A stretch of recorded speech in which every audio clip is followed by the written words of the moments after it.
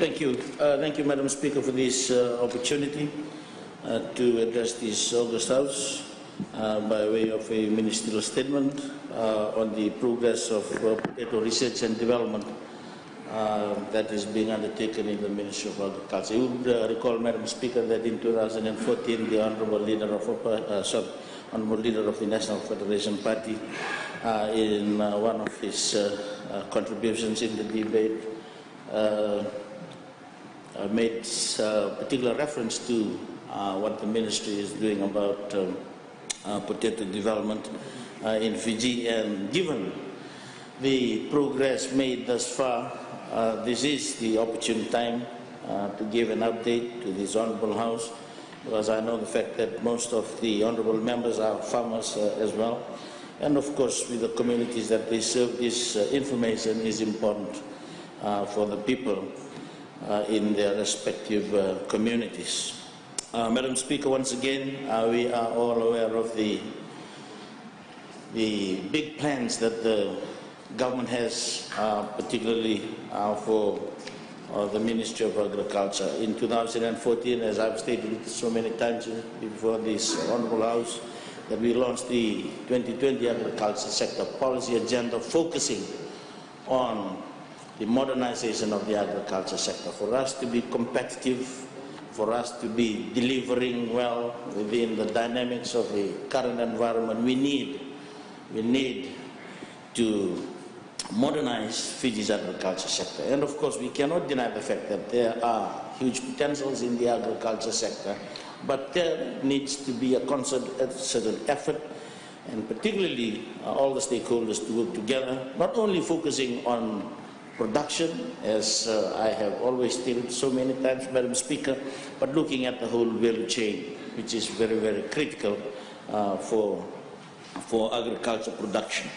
Madam Speaker, again, food security is always important, and given the recent developments, particularly in the work undertaken by the Food and Agriculture Organization, it's not only on food security. Of course, every government, every responsible government is required to provide food to her people.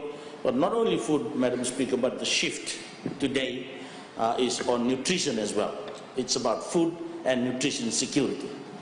We need to be giving our people not only food, but of course the best quality food.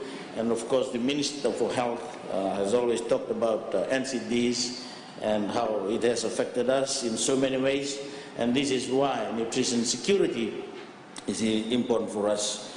Within these programs, Madam Speaker, there are two main areas. One is about improving our export levels, and for this we've talked about kava, which is one of the main crops that contribute significantly to the non-sugar subsector of agriculture in terms of its contribution to GDP, but we also have taro and other root crops, and of course vegetables and tropical fruits. I will not go into the details on this, Madam Speaker. Likewise, for import substitution, you all know, Madam Speaker, and all members of the Honourable House, that we import quite a few commodities which can be grown and of course be sufficient enough for our domestic needs, and hopefully over time we can also export this to the other countries, particularly within the neighboring small island Pacific states. And one of these, Madam Speaker, is on potato, where I will focus on in my speech, in my ministerial statement this morning, Madam Speaker. We, in terms of our import substitution program, in the last session, Madam Speaker, in February, I talked about rice production, and it has improved a lot. And my two friends from Wonolevu, particularly from Monindevo and Honourable Chan as well, they know about the progress in Wonolevu, in Monindevo, in Korokandi, in Lekutu, and maybe the Honourable Bultavu can go and convince the people in Nambua, in Ratonrobe, if they can go seriously into more rice production as well. But rice import bills are high, almost 50 million every year, and we have reduced this, Madam Speaker. But now we want to focus on potato, which is also one of the root crops that is costing us significantly. If we look at potato import bills, Madam Speaker, and why this is so important for Fiji, in 2012 we imported about 22,442 tons with a value of about 22.3 million. In 2013, 22,885 tons, a value of 22.2 million. And of course, 2014, about 21,972, value of 30.9 million. And in 2015, about 20,317, a value of about $27.3 million. Why am I making this statement here today, Madam Speaker? We have not got rid of the bill, but the indications on the work undertaken is very, very encouraging, very, very positive, and hopefully in the next couple of years, Madam Speaker, we will be gradually slicing this importation bill, probably 5% and then to 10%, and then hopefully until we get rid of the total import bill, as I've just stated, Madam Speaker. Potato is not new to Fiji. According to our information, Madam Speaker, potato has been in Fiji since the 1860s. But unfortunately, there was no serious commitment undertaken for us to produce our own potatoes. But when we look at other tropical countries like Mauritius, Brazil, they produce their own potato. For a long time, we've had this thought that it's only in the temperate countries that they produce good potatoes. But research has brought online very good varieties, and of course our connection to these institutes, and of course our own resolve and commitment, we have managed to get into some of the varieties which I'll speak on, and this has started to show positive results, Madam Speaker. As I've said, it was introduced in the 1860s. There were potato development and research programs from the 1980s, but come 1993, there was a complete stop. And for those that were involved, it was just mainly for their food security, whatever little that they can grab, either from the leftover materials. But this is the history of potatoes in Fiji. One of the biggest problems that we faced during yesteryears, Madam Speaker, which I will add more to it in my ministerial statement today, is storage. We can produce potatoes during the main season, but to store seeds for the next season, that was our biggest problem, Madam Speaker. And as a result, we continue to import seed materials. And since 2010, Madam Speaker, under the Government Strategic Development Plan, this has been brought forward again as a key commodity in which the non-sugar agriculture subsector needs to focus on. And it was included in the PSIP in 2010, and of course again in the food security program. So from since 2010, Madam Speaker, we have undertaken some serious work on the research component, and of course the trials in as far as potato development is concerned, Madam Speaker. The work undertaken, Madam Speaker, firstly, if I may categorize it into two main categories. One was the work undertaken by the Research Division, and of course the work undertaken by the Extension Division. We were aggressive, knowing that there will be prices to pay as well, but the results have proved positive, Madam Speaker. Basically, the primary objective was for government to fully fund the local seed multiplication. We cannot continue to rely on imported seeds. That was one of the main key consideration when we started with the 2010 programs. We cannot afford to continue to rely on New Zealand, and we cannot continue to rely on Australia to provide us with imported seeds for planting materials, Madam Speaker. We knew that we had to fund the development program through extension and of course through our research division, and to fully develop the potentials of the best potato growing area in Fiji. Surprisingly, Madam Speaker, for Fiji, although it does very, very well in areas in Nadi, in Singatoga, particularly close to the riverbanks, and of course in Ba as well. But with this variety, the red Pontiac specifically, I will talk about the red Pontiac, Madam Speaker, it does well in almost all the areas in which we use for trials.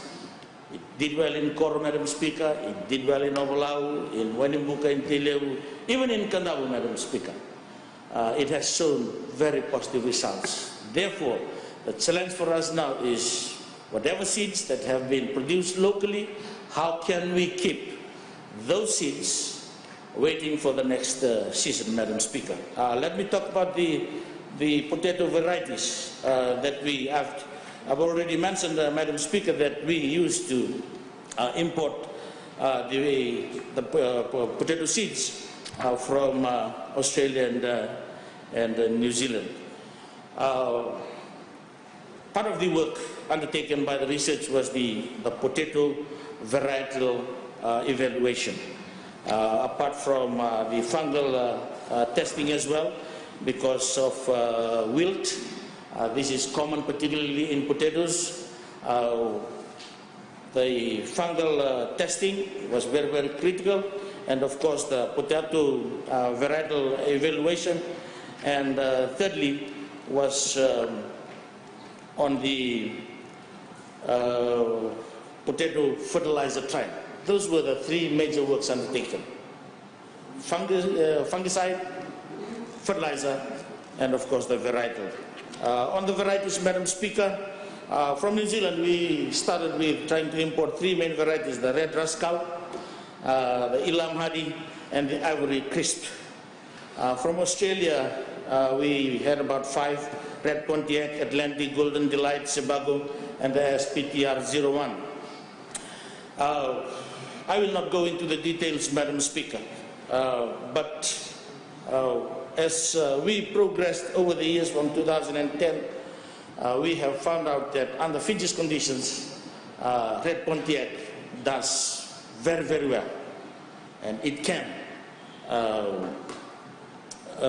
be sustainable in the long term for Fiji, and that is where the focus is. I've mentioned, Madam Speaker, about the three main areas on fungicide trial. Particularly, we were just focusing on the three main fungicides available in Fiji: Toside, Benomil, and Mancozeb. We dipped the planting material before planting, and of course the results have been recorded. I will not go into the details. Of course, on fertilizer, we tried NPK, mineral blend, what we call the NPK TT blend, and superphosphate. On NPK we had two mixes, the 13-13-21 and the 16-16-16, and of course the muriate of potash. Again, I will not go into the details. Different areas, different soil conditions, so it requires a different mix in the elements of the fertilizer, and of course we have the results as well. But Madam Speaker, I wish to focus again, as I've stated, on the variety that is doing extremely well in Fiji now, the red Pontiac. Of course, it has been found to perform well in various locations in Fiji, including Andaribatu, Singatoga Valley, part of Ra, and recently in Dausamu in Teleu. I've mentioned Kandavu, Madam Speaker, as well. It does very well in Kandavu, and I've got in here the report about the southern Kandavu is where it really performed well, honorable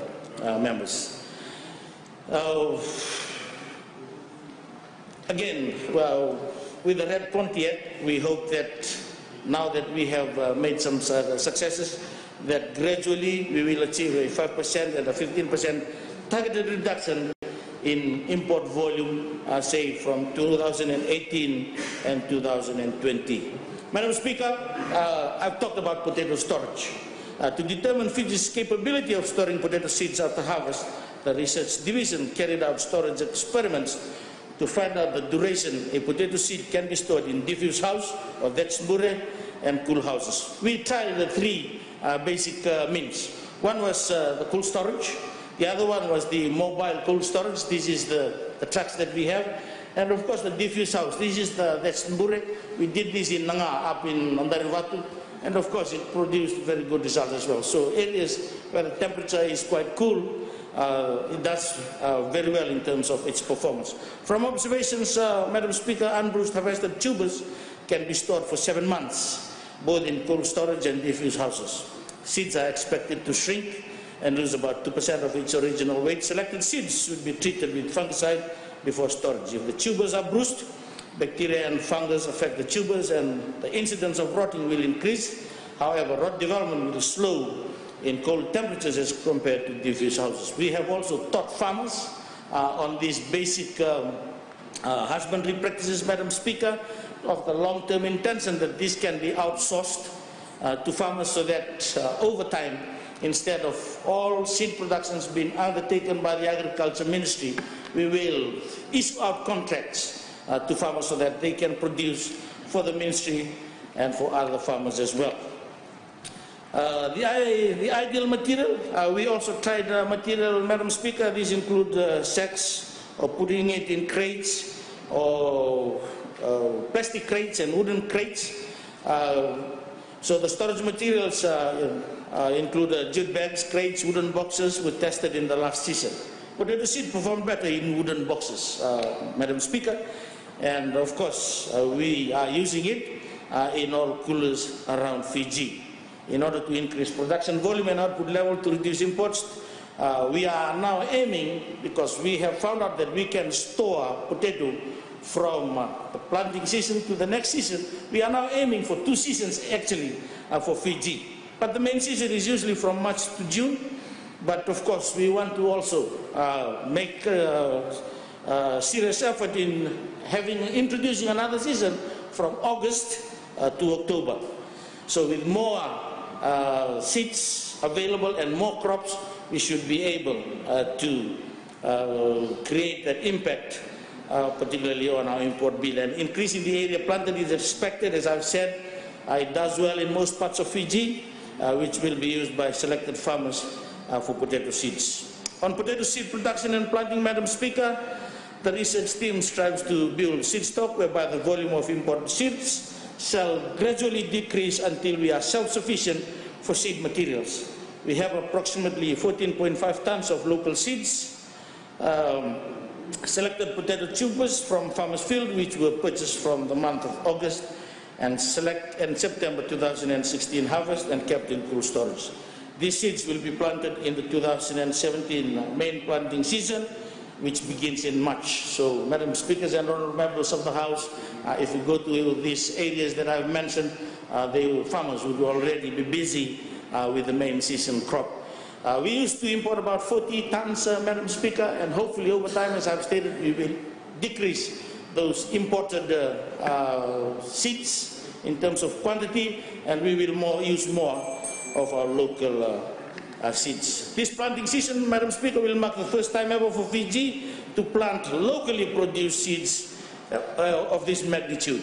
And this will be concentrated in the Nadroga and Navosa provinces, and monitoring will be carried out by both the research and extension divisions. With the setting up of the proposed standard potato seed production system in Fiji, Madam Speaker, selected seed farmers and stakeholders will be supplied with F2 or F3 generation seeds. They become Ministry of Agriculture's hands for multiplying true-type seeds, materials, and sell them back to the Ministry of Agriculture for cold storage and distribution. Because of the limited number of cold storage facilities, and it's mainly within the Ministry of Agriculture now, but I've always talked about developing the whole agriculture value chain, because agricultural products are perishable, it loses its quality, it loses its value.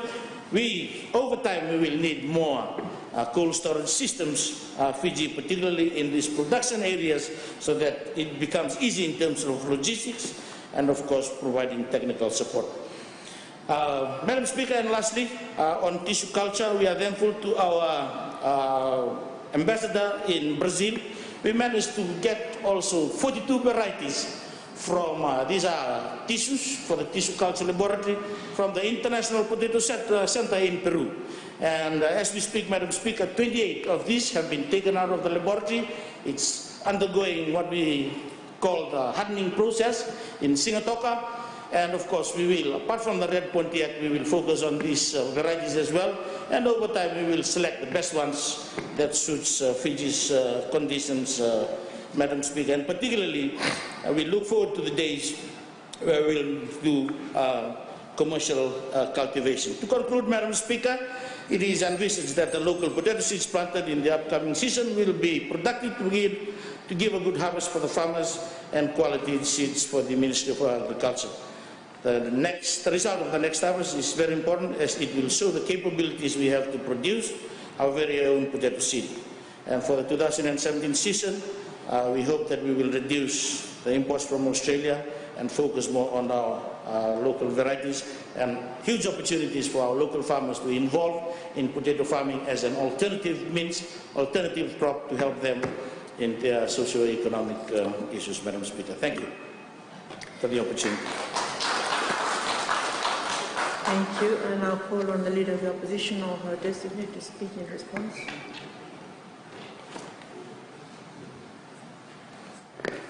Thank you, Madam Speaker. In a reply to the Honourable Minister for Agriculture,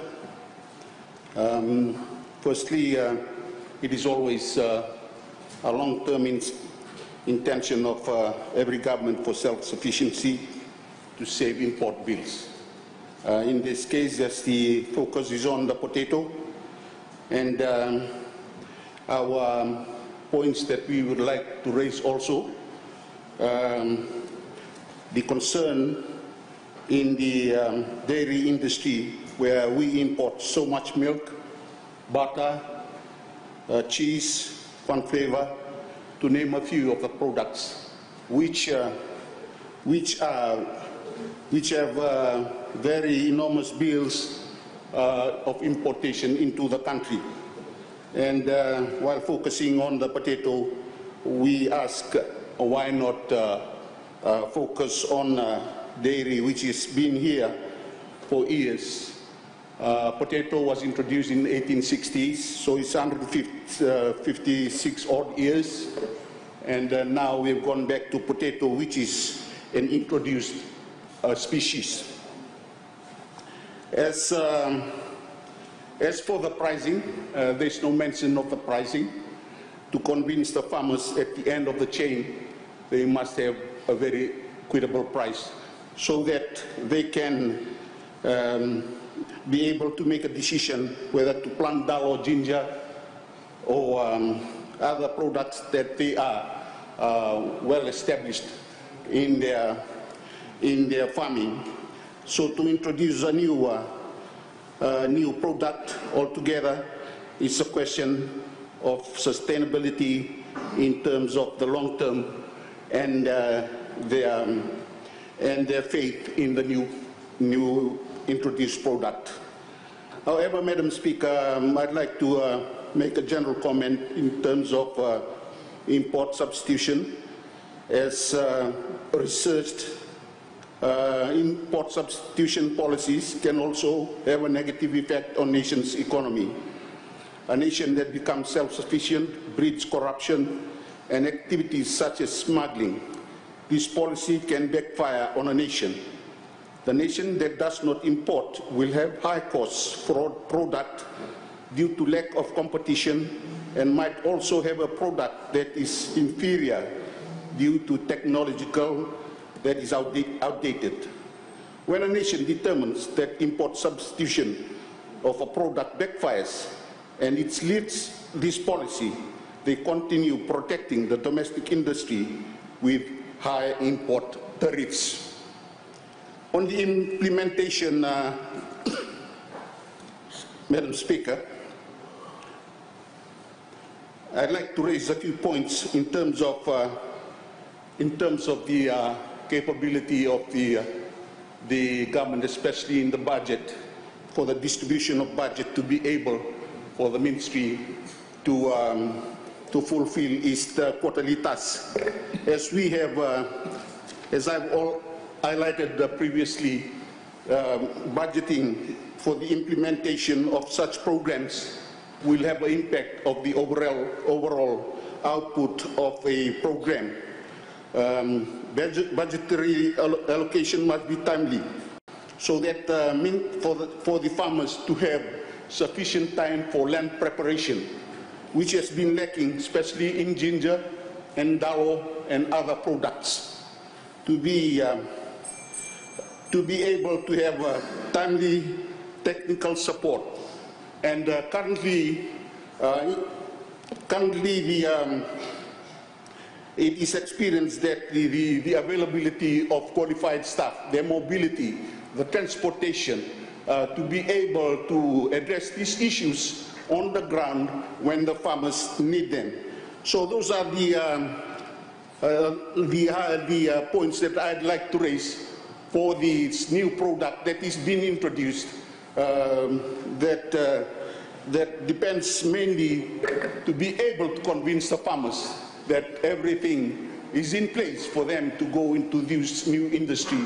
And most importantly, what is the price that is being offered to the farmers to be able to convince them to change their farming products. Thank you, Madam Speaker. Thank you. I now call upon the Leader of the NFP or his designate to have the floor. Thank you, Madam Speaker. I thank the Honourable Minister for his update on the plans to increase the production of locally grown potatoes. I think Honourable Kiliraki made some general observations, and they are very sensible observations, pertinent points with respect to any attempt by government to promote the policy of import substitution. Import substitution policies, Madam Speaker, are important. They can be used initially to improve the capacity of the producers, in terms of the efficiency, in terms of a period through which they can learn. In other words, if you're introducing potato farming again, and I know we've identified a new variety, if I understand correctly, Honourable Minister, the initial variety was found to be totally unsuitable for Fiji's microclimates. I mean, potatoes grow in certain parts within the same area but won't grow in another part. So I think the important thing would be to identify those microclimates throughout the country to be able to understand where a particular variety of potato would grow. The other point, Madam Speaker, with respect to identifying new crops such as potato, and I think it's a useful experiment. I don't object to the idea that we should try and grow more potatoes, but I think we also need to be aware of the pitfalls of doing that. The critical point about import substitution, the Minister mentioned rice. Rice makes a lot of sense. We've tried, we've worked, we had about 66% self-sufficiency in about 89, and then some of the support was withdrawn, the research and extension and training was withdrawn, and so the production declined drastically. And I'm pleased now that we're going back and rice production has increased. So and local rice is in demand. With respect to potato, I mean, I talked to a potato farmer and I was keen to understand what was happening. And he was telling me, Madam Speaker, that initially they produced quite a bit, and he tried to sell those potatoes locally, and he said after a while people switched back to imported potatoes because they didn't like the taste. So I think a lot of research would also have to go into the actual consumption of the potatoes that we produce, because if the consumption doesn't increase, if people don't like the taste of the new variety of potato, then the farmers who get into it obviously will not be able to sustain that. And that is why some of the farmers, the initial group, Minister would recall, they lost interest in potato farming because there was no market, and that they were only doing it because the government provided the support. Now, import substitution policies, Madam Speaker, that's a pitfall that Honourable Kiliraki talked about. Initially, when you provide the support, you provide the seeds, you provide the grant, land preparation, people will try that. But as soon as you remove that, that's the end of the story. So the idea is that while we are giving that support, we need to ensure that proper research, proper extension, training, and the overall consumption framework is provided for those who want to produce. The final point I want to make, Madam Speaker, with respect to import substitution policies, and this is probably what the Minister and the government ought to consider, is whether we are putting enough money, and Honourable Kiliraki made that point, whether we are putting enough money in the crops, non-sugar crop sectors that we are exporting.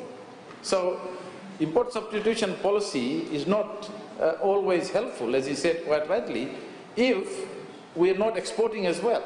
So perhaps, we need to balance and do a thorough cost-benefit analysis of putting more money into exportable crops such as kava, dalo, ginger, or we spend money on import substitution crop, which we may not know exactly how it's going to turn out. But all that said, I take the point that we need to keep trying new products, but we must not lose sight of those exportable ones that are very, very important, because they earn foreign exchange, which will offset whatever we import as well. Thank you, Madam Speaker. Thank you.